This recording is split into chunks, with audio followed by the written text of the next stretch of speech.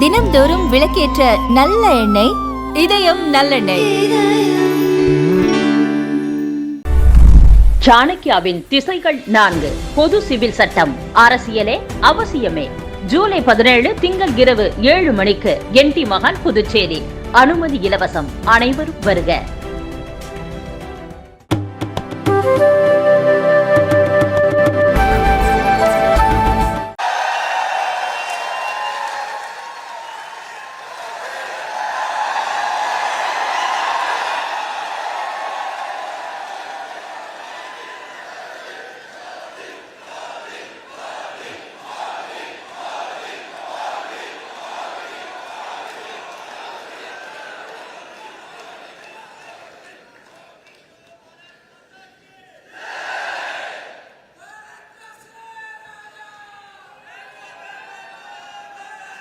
भारत माता की,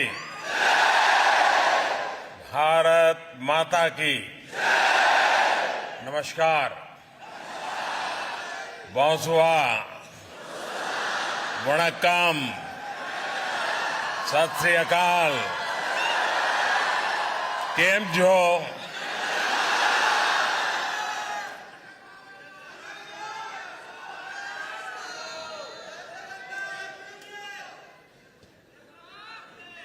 आज का ये नजारा, ये दृश्य अपने आप में अद्भुत है।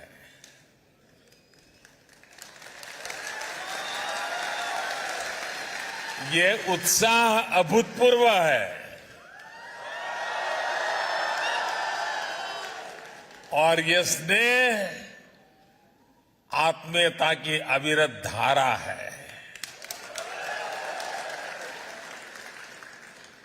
ये स्वागत उल्लास से भर देने वाला है।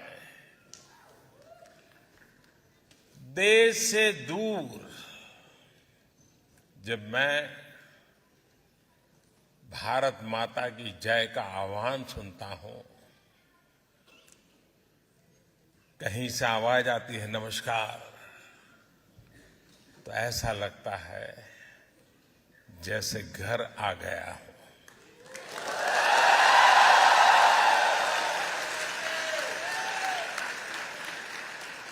और हम भारतीय जहां भी जाते हैं एक मिनी इंडिया जरूर बना लेते हैं।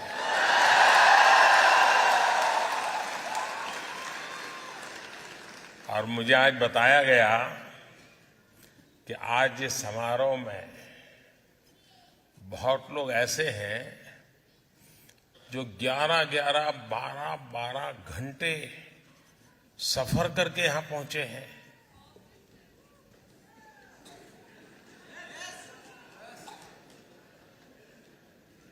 इससे बड़ा प्यार क्या हो सकता है जी?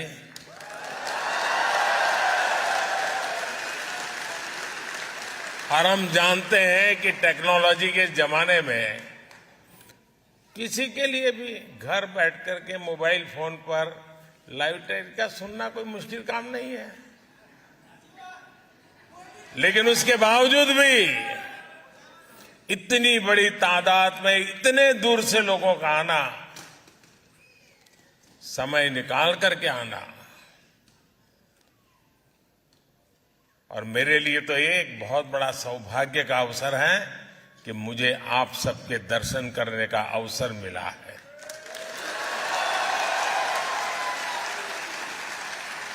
मैं आप सभी का यहां आने के लिए हृदय से बहुत बहुत आभार व्यक्त करता हूं।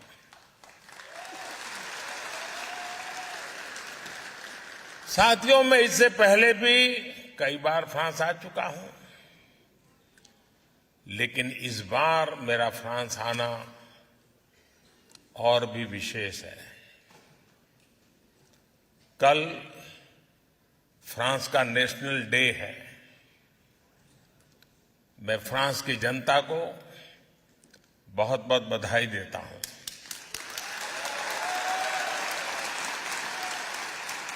और इस महत्वपूर्ण अवसर पर मुझे आमंत्रित करने के लिए मैं फ्रांस के लोगों का हृदय से धन्यवाद करता हूं।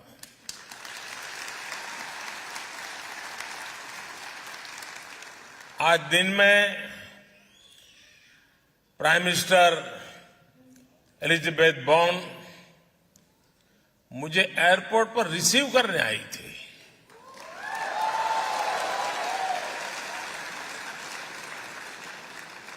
और कल मैं अपने मित्र प्रेसिडेंट मैक्रो के साथ नेशनल डे परेड का हिस्सा बनूंगा। ये आत्मीयता सिर्फ दो देशों के नेताओं के बीच नहीं है, बल्कि ये भारत फ्रांस की अटूट दोस्ती का प्रतिबिंब है, रिफ्लेक्शन है।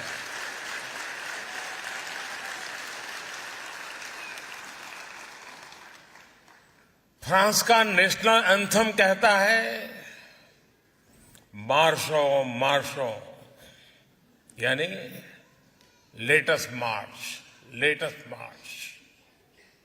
हमारे यहां भी वैदिक काल से जो मंत्र हमें प्रेरणा देता रहा है वो है चरैवेति चरैवेति, यानी चलते रहिए, चलते रहिए, लेट्स मार्च, लेट्स मार्च। और यही भावना कल हमें नेशनल डे परेड में भी दिखाई देने वाली है। जल थल नभ में भारत की रक्षा करने वाली तीनों सेनाओं के जवान कल परेड में हिस्सा लेने वाले हैं।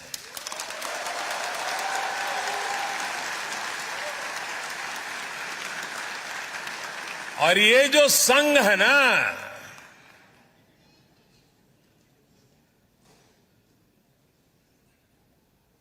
कुछ विशेष संघ है। संघ भी है, अलग अलग रंग भी है, और चारों तरफ उमंग भी है।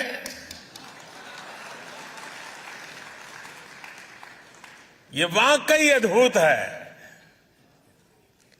भारत फ्रांस की स्ट्रेटेजिक पार्टनरशिप के 25 साल के उत्सव का इससे बेहतर तरीका और क्या हो सकता है। साथियों, आज दुनिया नए वर्ल्ड ऑर्डर की तरफ बढ़ रही है। भारत का सामर्थ्य और भारत की भूमिका बहुत तेजी से बदल रही है। भारत इस समय G20 का प्रेसिडेंट है।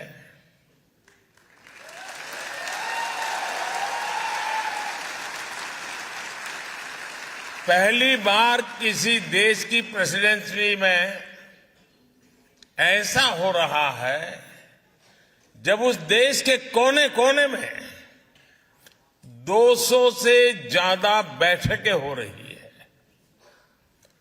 पूरा G20 समूह भारत के सामर्थ्य को देख रहा है, उससे मंत्रमुग्ध है। क्लाइमेट चेंज हो, ग्लोबल सप्लाई चेन हो,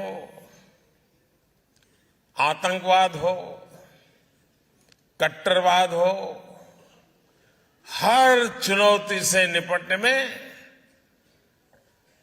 भारत का अनुभव, भारत का प्रयास दुनिया के लिए मददगार साबित हो रहा है।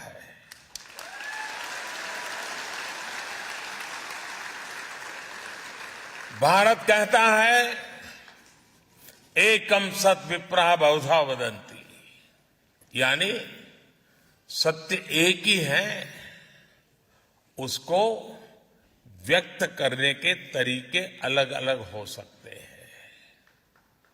भारत कहता है आत्मवत् सर्वभूतेषु, यानी जो करुणा, जो आत्मीयता हम अपने लिए दिखाते हैं, वही हमें दूसरों को भी दिखानी चाहिए। भारत कहता है संगच्छध्वम संवदध्वम संवो मनांसि जानता, यानी हम सब एक साथ चले, एक साथ बोले, हमारे मन एक हो। और भारत कहता है वसुधैव कुटुंबकम, यानी पूरा विश्व एक परिवार है। इसी भावना को लेकर हम एक बेहतर समाज, एक बेहतर दुनिया का निर्माण कर सकते हैं। इसी भावना के साथ भारत और फ्रांस 21वीं सदी की अनेक चुनौतियों से निपट रहे हैं। इसलिए इस अहम समय में फ्रांस भारत के बीच की स्ट्रेटेजिक पार्टनरशिप का महत्व और ज्यादा बढ़ गया है। और आप जानते हैं कि भारत फ्रांस की इस पार्टनरशिप को कौन लगातार मजबूत कर रहा है? कौन इसे मजबूत कर रहा है? कौन कर रहा है? कौन कर रहा है? कौन दोनों देशों के संबंधों को नया आयाम दे रहा है? आपका जवाब सही नहीं है। ये मोदी नहीं कर रहा है।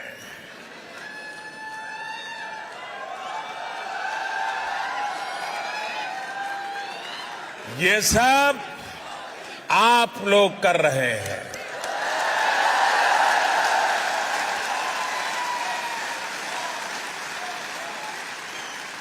हमारा पीपल टू पीपल कनेक्ट दोनों देशों को लोगों के बीच आपसी विश्वास, इस साझेदारी का सबसे मजबूत आधार है। यहां नमस्ते फ्रांस फेस्टिवल होता है तो भारत में लोग बॉन्सो इंडिया का आनंद उठाते हैं।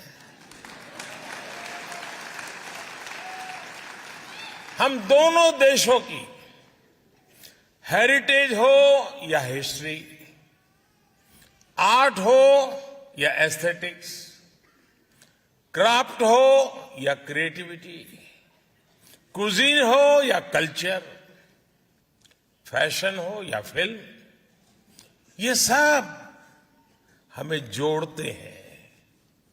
ये सब हमें साथ लाते हैं। फ्रांस के फुटबॉलर, उनकी पॉपुलैरिटी तो आप इंडिया आकर के देखिए। किलियन मापे के जितने फ्रेंड्स फ्रांस में नहीं होंगे, उससे ज्यादा वो भारत के युवाओं में सुपरहिट है।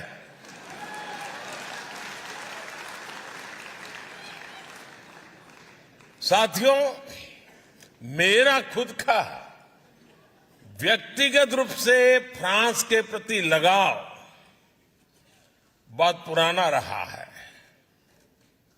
और मैं उसे कभी भूल नहीं सकता।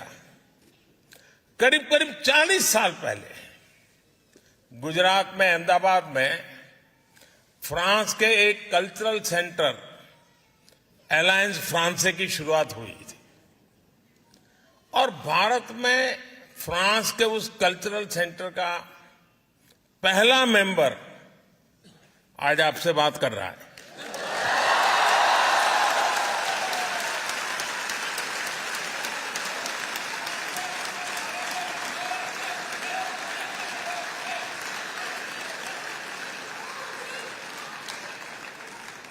और मजा इस बात की है कि कुछ साल पहले फ्रांस सरकार ने पुराने रिकॉर्ड में से मेरा वहां का आई कार्ड वो निकालकर उसका जेरोक्स मुझे दिया था और वो उपहार मेरे लिए आज भी अनमोल है। साथियों, भारत और फ्रांस के ऐतिहासिक रिश्तों पर कहने के लिए मेरे पास इतना कुछ है, बहुत लंबा समय निकल जाएगा। फिर आपका क्या होगा?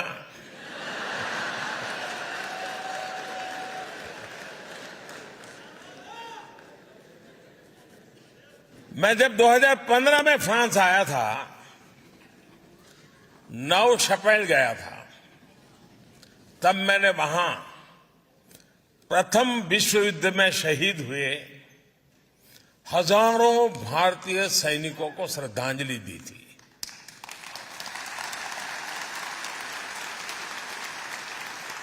सौ साल पहले ये भारतीय सैनिक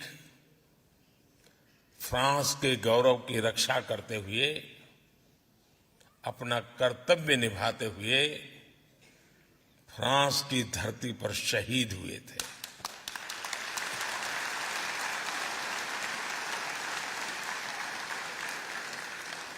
तब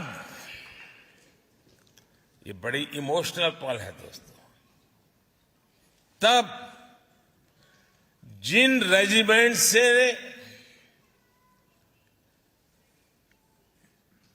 उन जवानों ने, उस रेजिमेंट के जवानों ने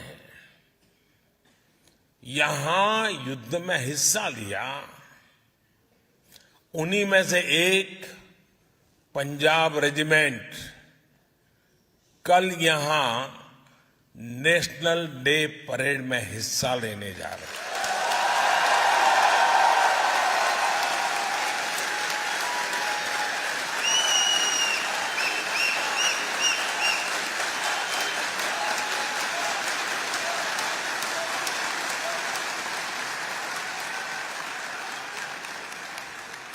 सौ साल का ये इमोशनल कनेक्ट सर्वोच्च बलिदान देने की परंपरा किसी की भलाई के लिए, ये कितनी बड़ी प्रेरणा है दोस्तों। कौन हिंदुस्तानी होगा जिसको इस बात का गर्व न हो।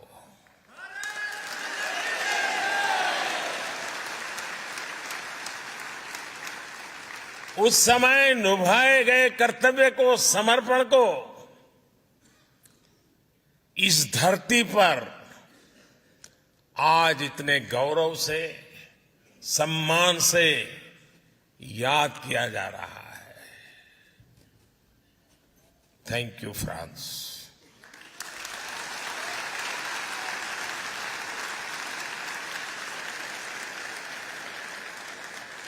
मुझे विश्वास है आज आप भारत फ्रांस के संबंधों को मजबूत बनाने के लिए जो कुछ कर रहे हैं, उस योगदान को मैं आपको बता रहा हूं, आपके लिए कह रहा हूं। आज आप जो कर रहे हैं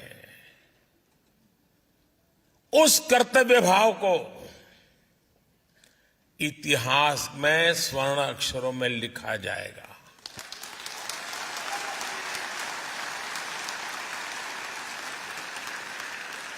साथियों, फ्रांस का गौरवगान करते हुए महात्मा गांधी ने कहा था, लिबर्टी, इक्वलिटी एंड फ्रेटर्निटी। दुनिया को इन 3 शब्दों की शक्ति समझाने वाला देश फ्रांस है। ये महात्मा गांधी ने कहा था। जिस समय विश्व के अधिकांश देश भारत को सिर्फ आधिपत्य जमाने की दृष्टि से देखते थे, तब नोबेल पुरस्कार विजेता रोमा रोला ने कहा था, India is the mother of our civilisation.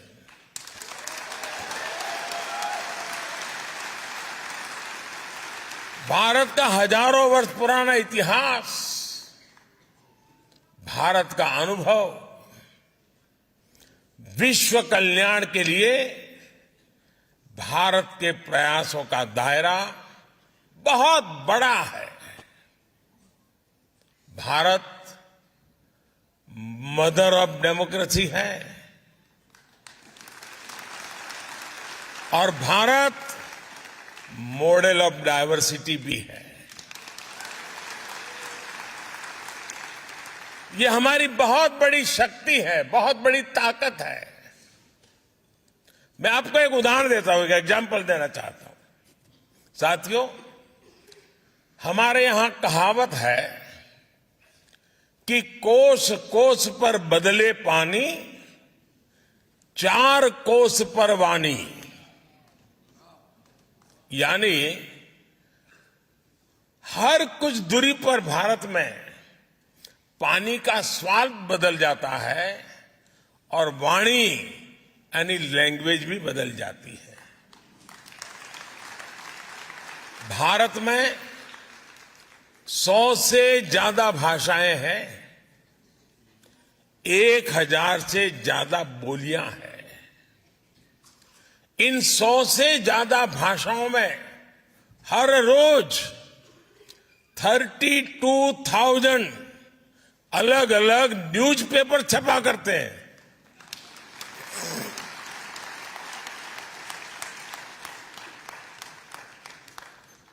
इन 100 से ज्यादा भाषाओं में 900 से ज्यादा न्यूज ब्रॉडकास्ट यानी चैनल्स पर, टीवी पर न्यूज ब्रॉडकास्ट होते हैं।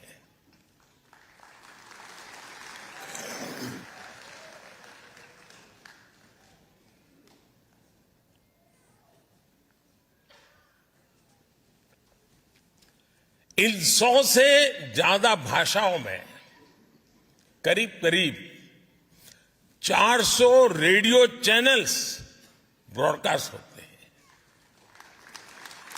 भारत में आज भी लिखने के लिए अनेक लिपियां हैं, स्क्रिप्ट्स हैं। हमारे लिए ये गर्व की बात है कि भारत अपनी इस महान परंपरा को आज भी जीवंत बनाए हुए है। भारत के स्कूलों में, भारत के अलग अलग कोनों में करीब करीब 100 भाषाएं पढ़ाई जाती हैं और बहुत से लोगों को ये पता नहीं होता कि दुनिया की सबसे पुरानी भाषा तमिल भाषा है।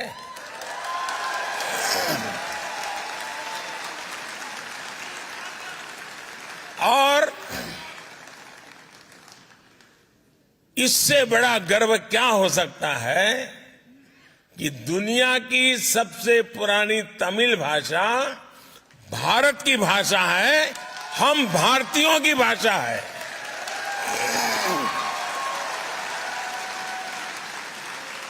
और साथियों, भारतीय भाषाओं की इस डायवर्सिटी का आनंद अब दुनिया भी ले रही है। कुछ दिन पहले आपने देखा होगा, टेनिस लीजेंड रॉजर फेडरर को विंबलडन ने थलाइवा कहा था।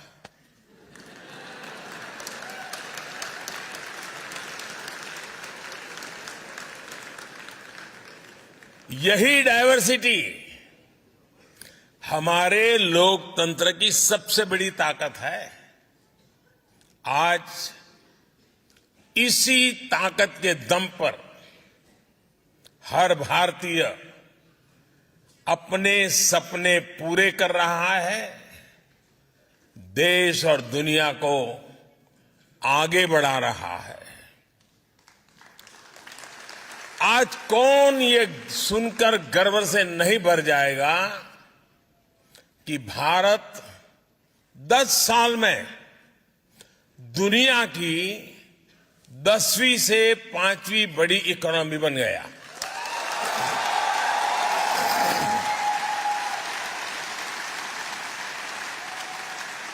और ये गर्व सिर्फ भारतीयों को ही नहीं होता है। आज पूरी दुनिया ये विश्वास करने लगी है कि भारत को $5 ट्रिलियन इकोनॉमी बनने में देर नहीं लगेगी।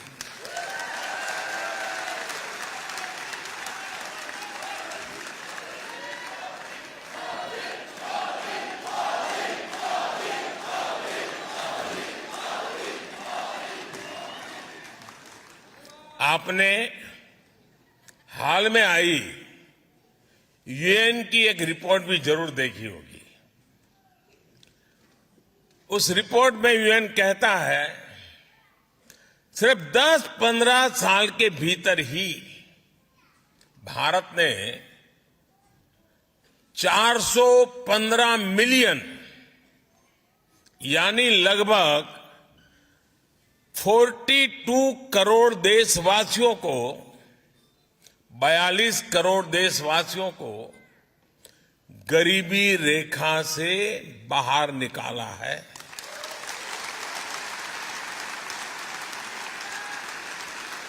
आप कल्पना कर सकते हैं, 415 मिलियन, 415 मिलियन यानी ये पूरे यूरोप की पॉपुलेशन से भी ज्यादा है।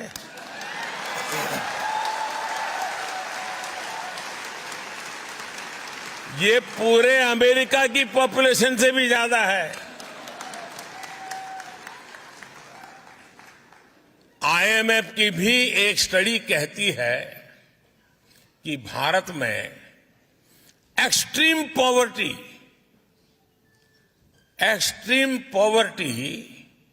अब खत्म होने के कगार पर है।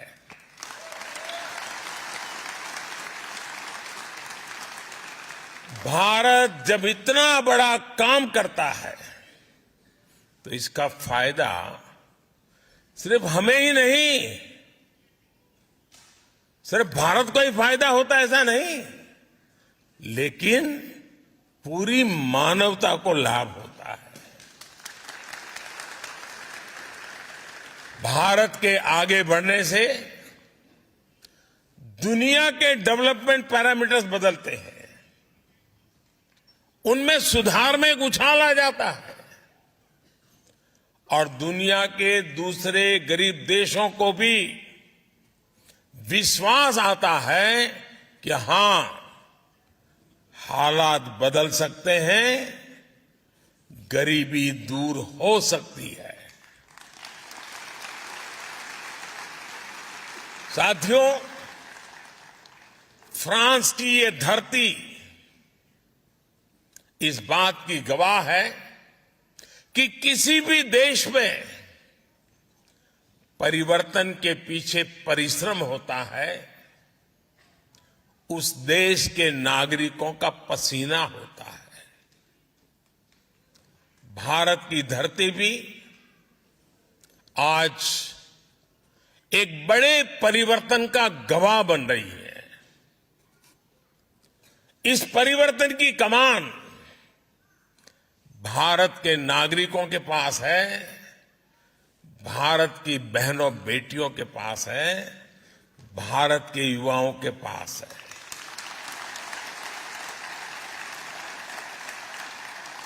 आज पूरा विश्व भारत के प्रति नई उम्मीद, नई आशा से भरा हुआ है। ये आशा, ये उम्मीद ठोस नतीजों में बदल रही है और इसकी एक महत्वपूर्ण ताकत है भारत का ह्यूमन रिसोर्स। ये ह्यूमन रिसोर्स संकल्पों से भरा हुआ है, साहस करने की वृत्ति वाला है। ये भारत की डेमोक्रेटिक वैल्यूज के साथ मानवता के कल्याण के लिए मजबूती से कदम आगे बढ़ा रहा है। साथियों, आज का भारत अपनी वर्तमान चुनौतियों, दशकों से चली आ रही समस्याओं, उनका स्थायी समाधान कर रहा है। भारत ठान के बैठा है कि ना कोई अपॉर्चुनिटी गंवाएंगे और ना ही एक पल का समय गंवाएंगे।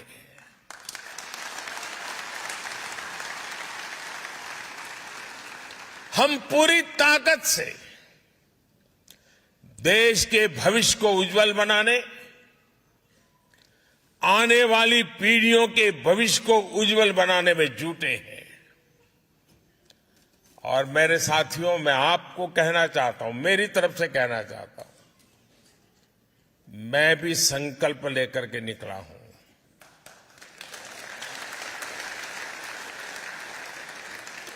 शरीर का कण कण और समय का पल पल सिर्फ और सिर्फ आप लोगों के लिए है, देशवासियों के लिए।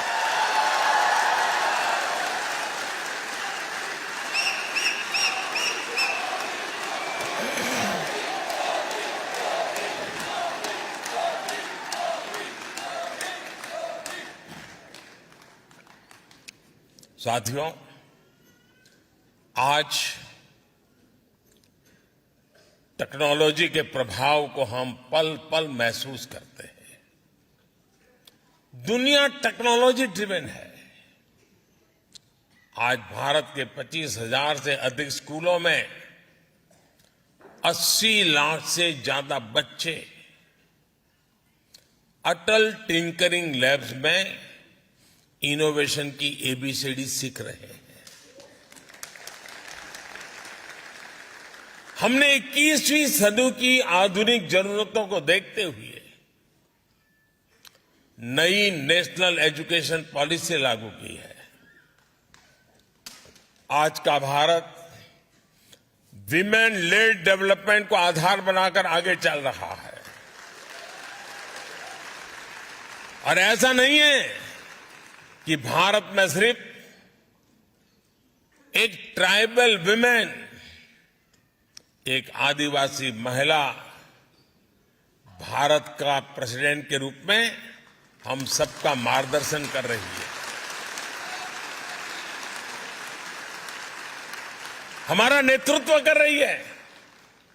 आज भारत में लड़कियां भी हर सेक्टर में लीडरशिप की भूमिका में दिख रही है। हायर एजुकेशन में गर्ल्स एनरोलमेंट लगातार बढ़ रहा है और मुझे खुशी है कि यहां नेशनल डे परेड में हिस्सा लेने आए दस्ते में कई विमेन ऑफिसर्स हैं, विमेन पायलट शामिल है।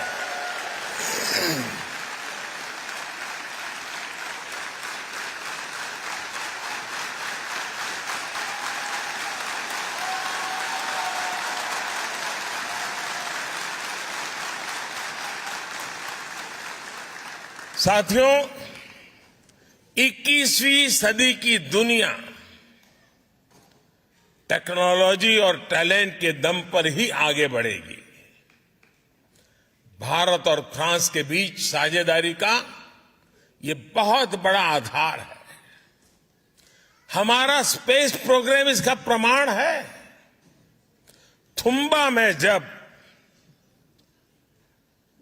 साउडिंग रॉकेट स्टेशन के निर्माण की बात आई तो फ्रांस ही था जो मदद के लिए आगे आया। उसके बाद से हम दोनों देशों ने स्पेस सेक्टर में बहुत लंबा सफर तय किया है। आज हम एक दूसरे के सैटेलाइट्स लॉन्च कर रहे हैं और आपको खुशी होगी, अभी जब मैं आपसे बात कर रहा हूं तो भारत में चंद्रयान 3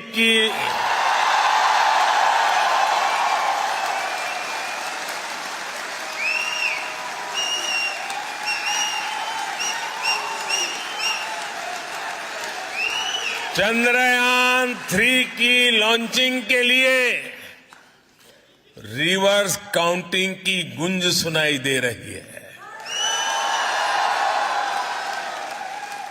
कुछ ही घंटों बाद भारत के श्रीहरिकोटा से ये ऐतिहासिक लॉन्च होने जा रहा है। साथियों, स्पेस की तरह ही ऐसे अनेक सेक्टर्स हैं जिसमें भारत और फ्रांस की पार्टनरशिप दुनिया को नई दिशा देने में मदद कर सकती है। इंटरनेशनल सोलर अलायंस दुनिया को बहुत कुछ देने का सामर्थ्य रखता है। अब ऐसी पार्टनरशिप हम clean energy, critical and strategic technologies,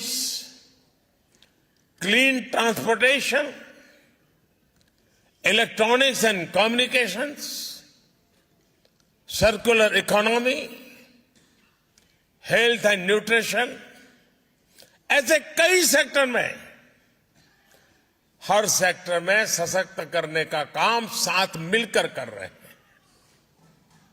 बहुत कम लोगों को पता होगा,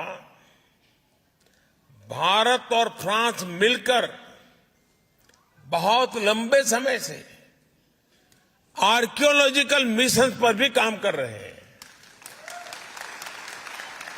और इसका विस्तार चंडीगढ़ से लेकर लद्दाख तक फैला हुआ है। साथियों, भारत फ्रांस पार्टनरशिप को मजबूत करने वाला एक और सेक्टर है डिजिटल इंफ्रास्ट्रक्चर।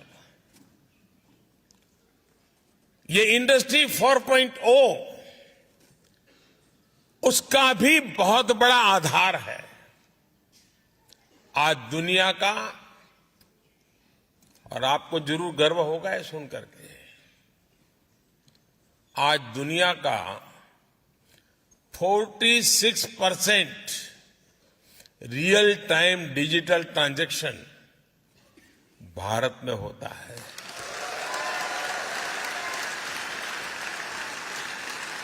और मैं आपको भी चुनौती देता हूं कि अगली बार आप भारत में आए तो जेब में एक भी पैसा लिए बिना निकलिए घर से।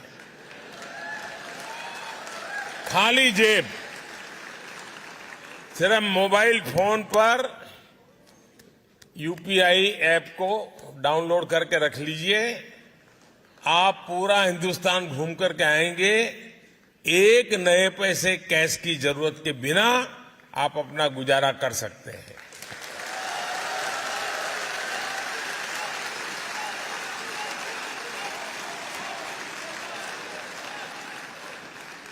आज भारत में banking service 24/7 any time anywhere लोगों की फिंगर टिप पर है।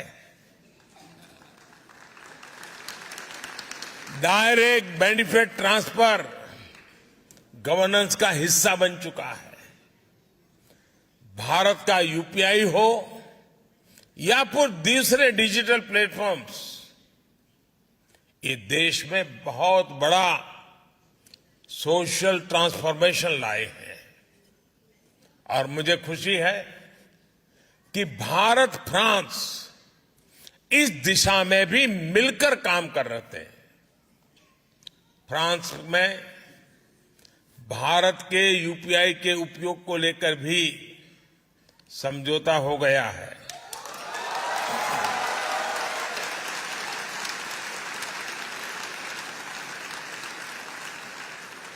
अब मैं तो समझौता करके चला जाऊंगा, आगे बढ़ाने का काम आपका है।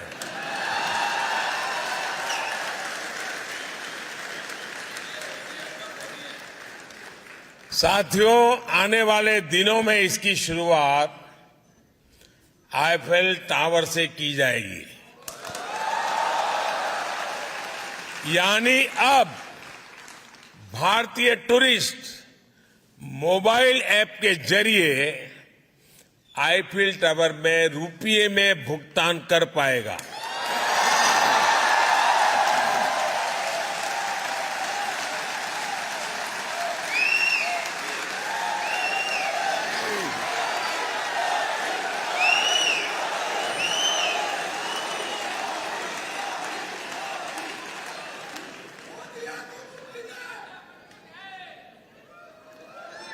हाँ, मोदी है तो मुमकिन है, लेकिन आपकी आवाज ठीक नहीं कर सकता है।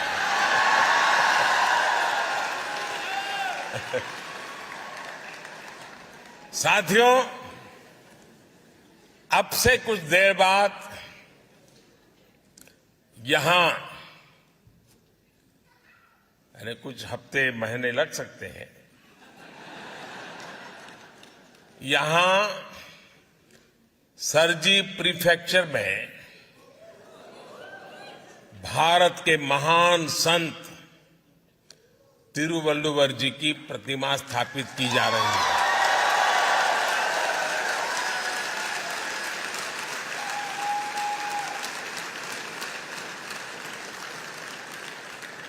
और संत तिरुवल्लुवर जी ने कहा था, इंद्रू पौड़ुदिन पेरित उवक्कुम तन मगैने चांद्रोन एनकेट ताय।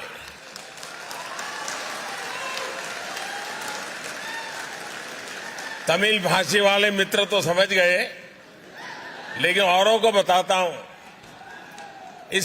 इसका अर्थ बहुत ही मार्मिक है और तिरुवल्लुवर जी ने सदियों पहले ये ज्ञान हमें दिया है।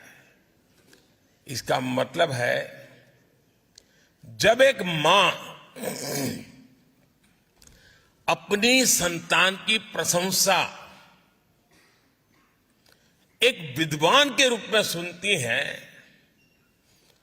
तो मां को इतना आनंद होता है, मां इतनी खुश होती है, जितना उसके जन्म के समय भी नहीं हुई थी। यानी संतान के जन्म पर जितनी खुशी हुई, उससे ज्यादा खुशी जनता की अपने संतान की सफलता पर होती है। मां के लिए कहा है। और इसलिए जब आप विदेश में नाम कमाते हैं, जब दुनिया आपकी प्रशंसा करती है, तो मां भारती को भी वैसी ही खुशी होती है।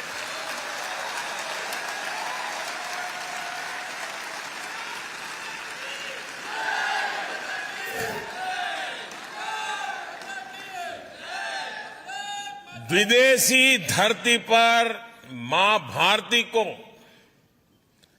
अपने हृदय में रखने वाली मां भारती के हर संतान को मैं भारत का ब्रांड एम्बेसडर मानता हूं। आप भारत के राष्ट्रदूत हैं। मैं जानता हूं कि भारतीय कहीं भी रहे, लेकिन अपना दिल भारत के लिए भी धड़कता है।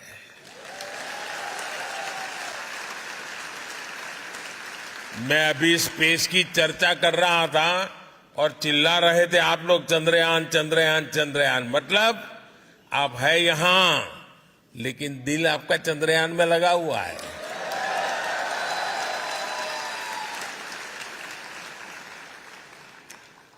इसलिए ही फ्रांस सहित पूरी दुनिया में फैला हुआ हमारा जो इंडियन डायस्पोरा है, उस इंडियन डायस्पोरा ने रेमिटेंस का नया रिकॉर्ड बना दिया है। आप लोगों ने नया रिकॉर्ड बनाया है। बताऊं आपको? आपको पता नहीं है ना? हाँ। कोई बात नहीं, आपके पराक्रम के गीत भी मैं गाता रहता हूं।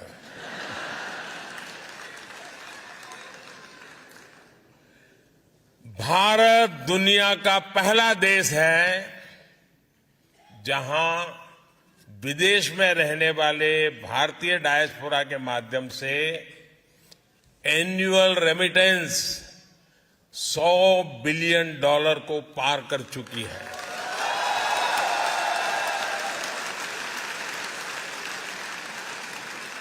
और खुशी की बात है कि आपका ये योगदान निरंतर बढ़ रहा है। लेकिन मेरा आपसे एक और आग्रह है। मैं आपसे आग्रह तो कर सकता हूं ना?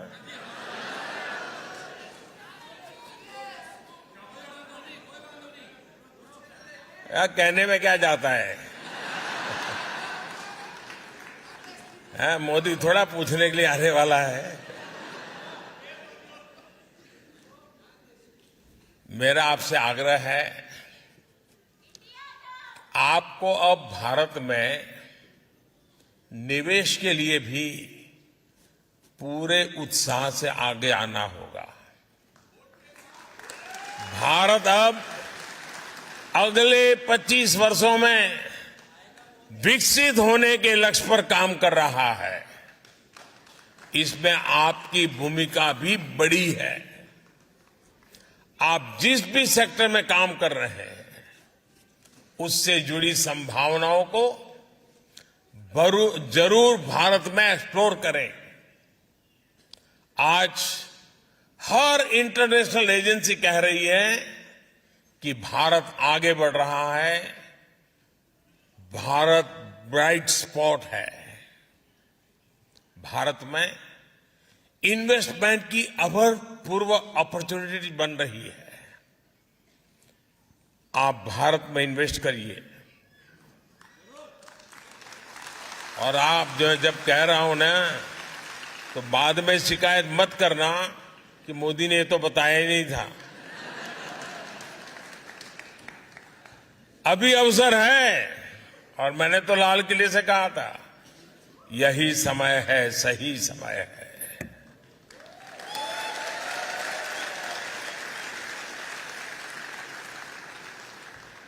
और जो पल जल्दी पहुंचेगा वो ज्यादा लाभ उठाएगा, जो देर से आएगा वो इंतजार करेगा। अब मौका लेना, कितना जल्दी लेना है, आप पर मैं छोड़ देता हूं। साथियों, इसलिए आइए और भारत में निवेश करिए। भारत सरकार विदेशों में बसे या काम कर रहे भारतीयों की सुविधा और सुरक्षा, इसके लिए भी पूरी तरह कमिटेड है। जंग का मैदान हो या फिर प्राकृतिक आपदा, भारत अपने नागरिकों को संकट में देखकर सबसे पहले एक्शन में आता है।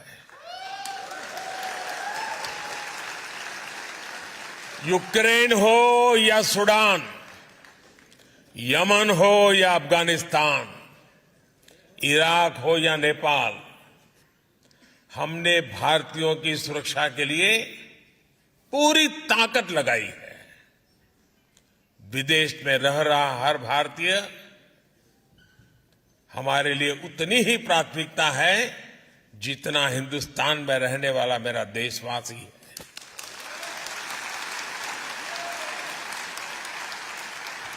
कुछ वर्ष पहले जब नीति आयोग बना तो हमने इंडियन डायस्पोरा के सामर्थ्य और योगदान को उचित स्थान दिया है। इसमें मुझे कहते हुए खुशी है कि रीयूनियन आइलैंड में ओसीआई कार्ड को लेकर जो दिक्कतें थी अब वो दूर हो गई है। अब वहां ओसीआई कार्ड इश्यू होने लग गए हैं।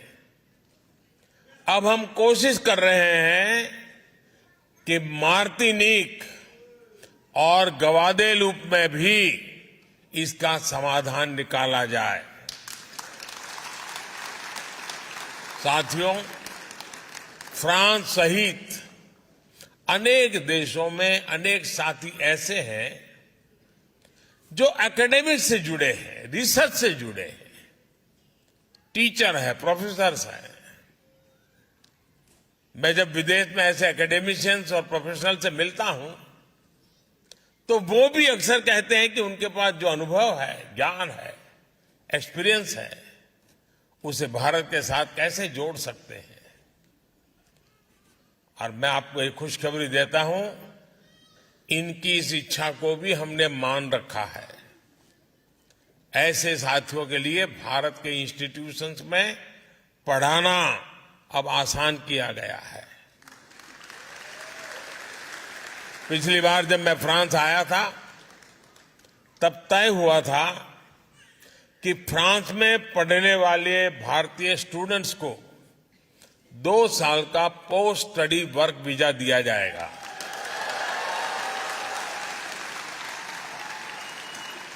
अब ये भी निर्णय लिया गया है कि फ्रांस में मास्टर्स करने वाले भारतीयों को 5 साल का long term post study visa दिया जाएगा।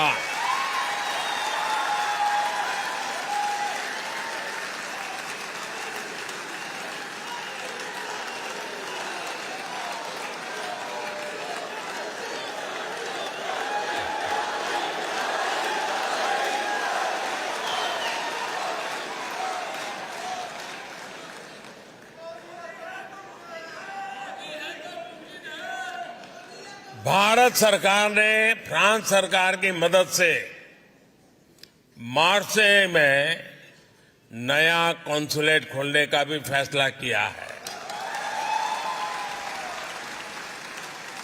इससे भी आप सभी की सुविधा और बढ़ेगी। साथियों, मेरा फ्रांस के अपने दोस्तों से, यहां के नागरिकों से एक और आग्रह भी है। भारत इतना विशाल है, इतनी विविधताओं से भरा है कि हम भारतवासियों के लिए भी इसे पूरी तरह से देखने समझने के लिए एक जन्म कम पड़ जाता है। ऐसे विशाल भारत को देखने के लिए आज दुनिया उत्सुक है। आपको अपने इंटरेस्ट का कुछ न कुछ भारत में अवश्य मिलेगा।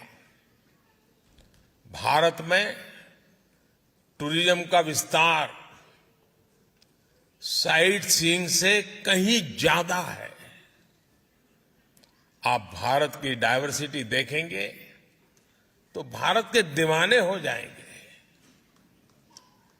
हिमालय की ऊंची ऊंची पहाड़ियों से लेकर घने जंगलों तक, तपते रेगिस्तान से लेकर खूबसूरत समुद्र तटों तक, एडवेंचर स्पोर्ट से लेकर ध्यान और योग उसके केंद्रों तक, भारत के पास हर किसी के लिए कुछ न कुछ देने के लिए है। भारत के इस डायवर्सिटी को फील करने के लिए, उसे समझने के लिए हमारे फ्रेंच दोस्तों को भारत लाना ये आप सबकी जिम्मेवारी है।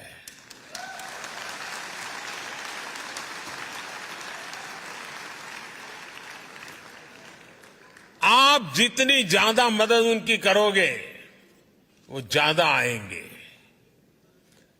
मेरे भारत के आप मेरे भाई बहन, मेरे इंडियन डायस्पोरा इस काम को बखूबी कर सकते हैं। जिस तरह मोबाइल में या कंप्यूटर में एक्सेस कोड या पासवर्ड डालने के बाद एक नई दुनिया खुल जाती है, वैसे ही इंडियन डायस्पोरा भारत का एक्सेस कोड है, पासवर्ड है।